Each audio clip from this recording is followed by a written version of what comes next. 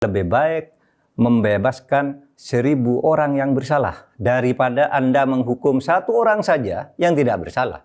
Itu sangat jahat. Mantan Menko Polhukam Mahfud MD mengomentari Hakim Eman mengabulkan pra-peradilan Peggy Setiawan.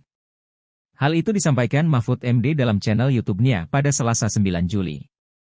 Mahfud mengapresiasi Hakim Eman dan pihaknya menduga bahwa PN Bandung akan menerima pra-peradilan Peggy. Mahfud MD pun menyebut penanganan kasus Vina tidak profesional dan menimbulkan kesan konspiratif. Ketidakprofesionalan itu termasuk saat Polda Jabar membuka kembali kasus Vina seusai film tersebut tayang di bioskop. Mahfud juga menyoroti dakwaan jaksa yang menyebut ada 3 DPO namun kini saat penyelidikan kembali dibuka, Polda Jabar menyebut 2 DPO fiktif.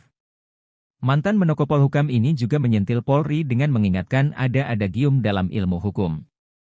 Yakni lebih baik membebaskan 1.000 orang bersalah daripada menghukum orang tak bersalah, sebab hal itu sangat jahat.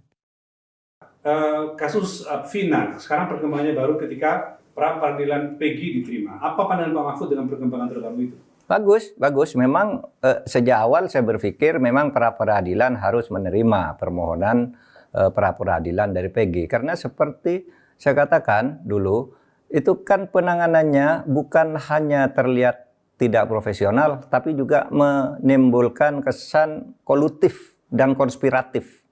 Gitu. Kenapa?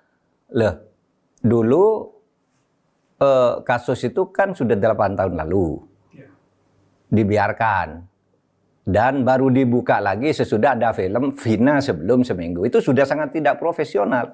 Yang kedua, dulu di dalam dakwaan jaksa yang kemudian juga disebut di dalam putusan hakim bahwa di dakwaan jaksa itu disebut ada 3 orang buron, kok tiba-tiba disebut hanya 1, katanya yang 2 fiktif.